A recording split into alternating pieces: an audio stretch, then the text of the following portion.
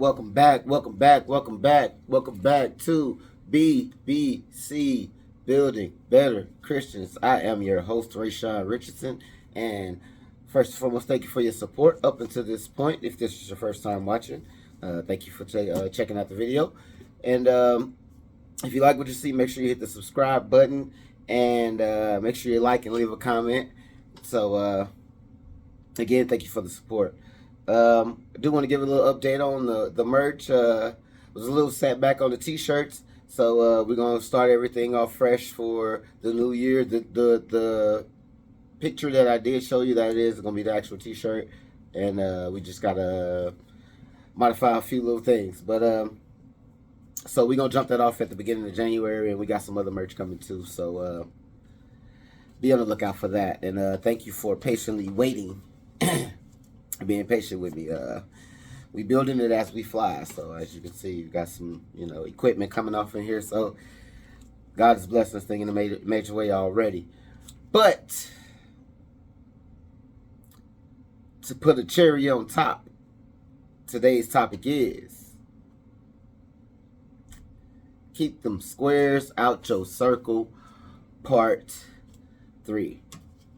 We're gonna try to close this thing out today. And I appreciate y'all for sticking with me through the part 1 and part 2. Again, if you haven't watched it, check it out, man. It's going to all come together right now. And I'm excited about it. So without further ado, let's get right on into it. John chapter 11, verse 38. Jesus said, therefore again, groaning in himself, cometh to the grave. It was a cave, and a stone lay upon it. Jesus said, take ye away the stone. Martha, the sister of him that was dead, saith unto him, Lord, by this time he stinketh, for he hath been dead 4 days. Okay. Just to set the topic for me, to kind of get us back where we were. Right now, they're at the tomb. Lazarus has been dead 4 days. And Jesus tells Martha, move the stone. Take ye away the stone. Move the stone. And I love the humanism of what she said. She said, Lord, by this time he stank. We don't want to open that. He stank. But she didn't know what was about to happen. So, okay. Let's keep reading. I just want to set that stage. Remember, keep them squares out your circle. Again, this is the initial circle, the family circle. And something's about to happen. But the friend circle is there, the disciple circle, Jesus' friends that he chose, and everybody else too. So not everybody all together at one time. Jesus said unto her, verse 40, said I not unto thee that if thou wouldst believe, thou shouldst see the glory of God? He asked her a question. Didn't I told you when y'all first sent for me what was going to happen. I told you, I got it. It's going to be for the glory of God.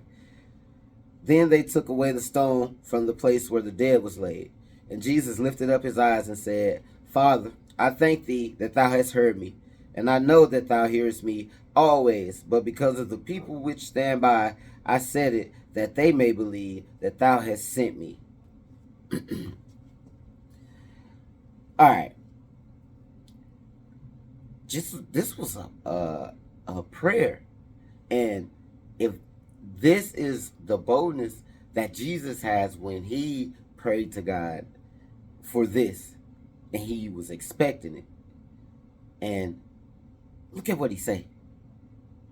Father, I thank thee that thou hast heard me. Father God, thank you for listening to me, and I know that thou hearest me always. I know you hear me all the time, every time. But because and I know that thou hearest me always. That was where I was. This is Jesus, and we're called to be like Jesus. Jesus is saying, God hears me all the time. Hears me. But because of the people which stand by, I said it, that they may believe that thou hast sent me. Excuse me. All right. So all this is so that everybody else will believe that you sent me. Okay. And when he thus had spoken, he cried with a loud voice, Lazarus, come forth. And he that was dead came forth, bound hand and foot with grave clothes, and his face was bound about with a napkin. Jesus said unto them, loose him and let him go.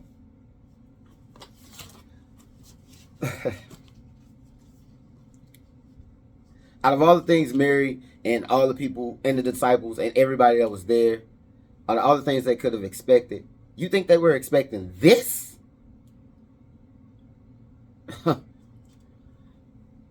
Lazarus, come forth. The beauty in it too, it said that he was bound. He was bound hand and foot with grave clothes. He was wrapped up. They wrapped him up tight. So they witnessed the magnitude of what they witnessed right then was not only a man levitating out of a grave, but him being resurrected. So the sheer magnitude of what they just witnessed was, it had to be, like I said, without a doubt, mind numbing, blowing, whatever you want to say. Imagine if you saw that right now. If you called for prayed for one of your family members and they died, and 4 days later Jesus showed up and they levitated out of the grave and was alive again. Imagine what, and you're seeing this with your own eyes. It ain't like you're watching TV. Just for another little pause here, we do see this. We just don't even recognize that we're seeing it. One of the high points of my holiday weekend, and again, yeah, this is a little side note, but this is speaking directly to this, was that I got to spend time with my uncle. Now, why was that important? Because my uncle was this. During COVID, he had got real sick. He started with pneumonia, and he ended up with COVID, and it was really bad. So bad that he was on a ventilator off and on for 5 to 6 months straight, sedated to where, like, yeah, in essence, he was dead. The hospital people were begging my grandma to pull the plug. She wouldn't let him. She wouldn't do it. So me having the background that I have in EMT and hearing what she's telling me that the doctors are saying, I thought he was dead. Like, you were on a ventilator for 5 months. Like, a machine is breathing for you, and they got to sedate you because so much stuff was going on. You know, so much other stuff I don't want to get to. But he was dead for 5 months. And I got to talk to him and spend time with him for Thanksgiving, and we had a ball. That was the same miracle being performed. This is what it looks like in our time, but we don't even recognize it. Like, you know, he's alive and everybody just going about their life, but he's a walking miracle. So that's what this Lazarus come forth looks like in our time. But let's keep going. Then many of the Jews which came to Mary and had seen the things which Jesus did believed on him. But some of them went their ways to the Pharisees and told them what things Jesus had done. All right. Keep them squares out your circle. Remember, this is the third circle, the everybody else circle. You know what I'm saying? Everybody that really comes into contact with you. You know, that you have some type of communication with on a regular basis. That's all of these people. Some of them saw the miracle that Jesus did and believed on him. It was like, oh yeah, he is the resurrection. He just did, period. But some of them went their ways to the Pharisees and told them what things Jesus had done. Why did they go tell the Pharisees what Jesus had did? Because they knew the Pharisees wanted to kill Jesus. Everybody around you does not want to celebrate Jesus, does not want to witness and accept Jesus as Lord and Savior of their lives. In fact, some people want to see it destroyed. Some people don't even like that you are that way. Keep them squares out your circle. Keep them squares out your circle. And how all of this happened is it started with Lazarus getting sick and his inner circle calling for Jesus. Jesus doing what he did. Lazarus died. They waited on him to come. Jesus came, woke Lazarus, resurrected Lazarus. And all that led to, but some of them went their ways to the Pharisees and told them what things Jesus had done. What was meant for the glory of God, some of that circle took it to try to condemn him. How does that relate to every day with me, Rayshawn? Because the first thing that you can realize that will make you a more peaceful person, a more peaceful human being, is that you are not for everybody. Everybody don't like your energy, your look, your beard, whatever, your car. Everybody is not for you. So the sooner you realize that, it's easier for you to just be yourself. So just be who you are. Whew. Man. No. That's anyway. Verse 47. Then gathered the chief priests and the Pharisees a council and said, what do we? For this man doeth many miracles. If we let him thus alone, all men will believe on him. And the Romans shall come and take away both our place and nation. And one of them, hold on, time out. So here comes circle number 4. This is on the job. Because being a Pharisee was a position. It was a title. That was a job. There were things that you had to do if you were considered a Pharisee. So this is another circle on the job. Keep them squares out your circle. Everybody is not for you. Now, let's keep reading. We already see the reason that Jesus threatened them so much is because he was going to he was destroying their position. That's what he said. 48. If we let him thus alone, all men will believe on him, and the Romans shall come and take away both our place and nation. They're gonna take all this stuff from us. People, that work circle, everybody don't want to see you succeed. Everybody don't want to see you recognized and doing well, and it's obvious because everybody's there for a promotion. And if you're outshining them, they're not with you. Again, you're not for everybody. Keep them squares out your circle. And one of them, named Caiaphas, being the high priest that same year, said unto them, ye know nothing at all, nor consider that it is expedient for us that one man should die for the people, and that the whole nation should perish not. And this spake he not of himself, But being high priest that year, he prophesied that Jesus should die for that nation. So he prophesied that Jesus should die for the nation. And now it's time. And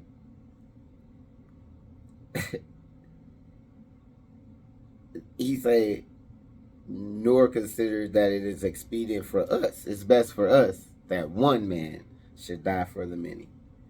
That concept there is the basis of Christianity or being a believer, or however you phrase it.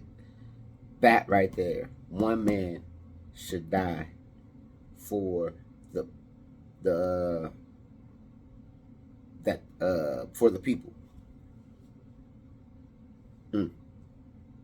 It's the whole basis. So that's why it's so important that we live and we believe the way that it tells us to, man. We will behave different. We will be better Christians.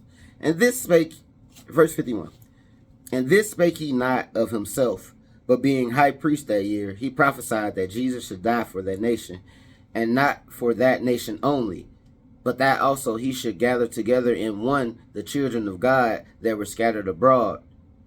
So it ain't just for excuse me, it's more. It ain't just for his nation, but it's for all the children of God.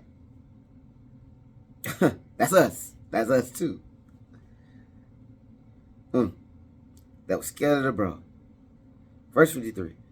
Then from that day forth, they took counsel together for to put him to death. Jesus therefore walked no more openly among the Jews, but went thence into a country nearer to the wilderness, into a city called Ephraim, and there continued with his disciples.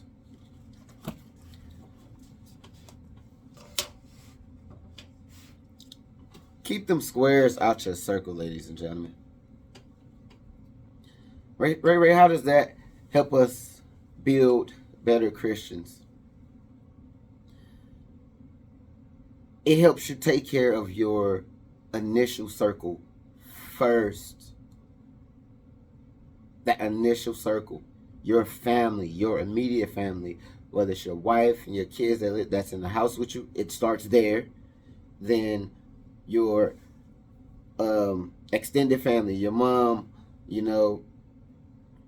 dad, brothers, sisters, grandmas, uncles, aunts, cousins, in-laws, all of that. If we take care of that circle, that's the foundation of the world, families. So if we build better families, when something goes wrong with our family members, we go to Jesus about it. That will undoubtedly build better Christians, build better communities, build a better world. So handle that first circle with care, and do it intentionally. Because that first circle then kind of dictates that second circle, your friends, the people you choose. And that's important because we saw how in some cases your friends can try to lead you another way, even in the thought of protecting you. But Jesus has another path for you. So sometimes that second circle can do that. But that second circle also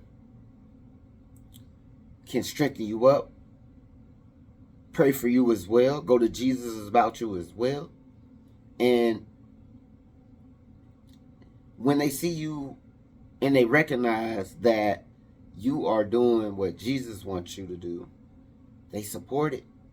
They're with it, So that's why you got to keep them squares out that second circle too. That's why it's so important to keep that second circle tight. Third circle, everybody else that you come in contact with on a regular basis. That's a part of your circle. They're the outer circle. That's the most dangerous circle. In fact, I shouldn't say that. All three, if not handled intentionally, all three circles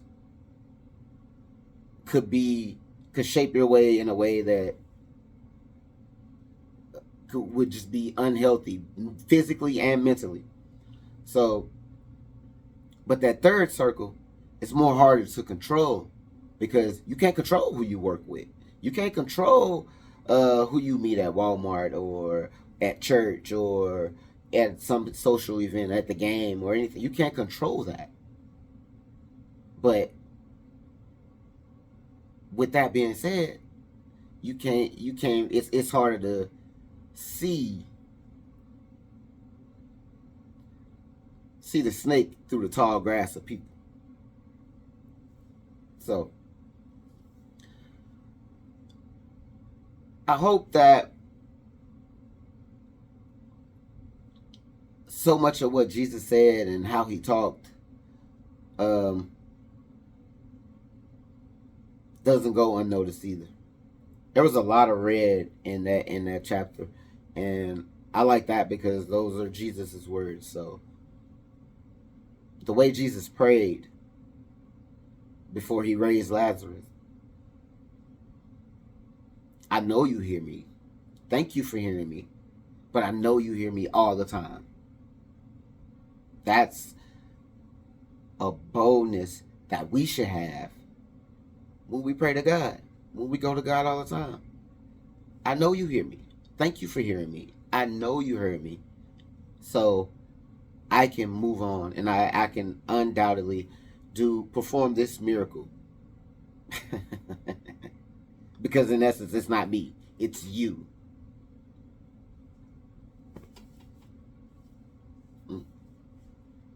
Yeah. Yeah.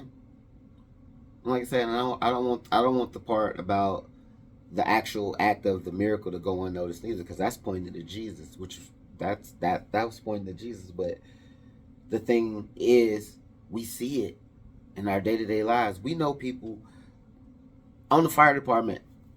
I had the opportunity to encounter people in some horrific conditions of which they probably shouldn't have been alive. Car accidents where the car is balled up in a knot, people walk out, should have been dead. Miracles. Don't devalue that. Like, pay attention to it. Don't just swipe past that to get to the story about what's going on with some entertainer, or what's going on with the Lakers or the Ravens or whatever. Those are my teams. But don't gloss over those. Those are miracles. And if you get the time, if you get the opportunity, talk to those people. And ask them what it was like going through those things, because that was the beautiful thing about the conversation that I had with my uncle over Thanksgiving, was that I wanted to know, what did he experience going through it? Because to us, he was out. He was on a ventilator, sedated. So hearing his experience of it is what really, like I said, made me thankful to God and made me eager to talk about those types of miracles. So don't let that part of the story get glossed over because of the topic being keep the squares out your circle. But he still performed a miracle. So I won't go any further on that. But that's all God gave me for today. So thank y'all for coming through. Thank y'all for watching this episode. I hope the series helped, and I can't wait to get back to you. This is BBC. I am your host, Rayshawn Richardson. Building better Christians. I love y'all. Peace.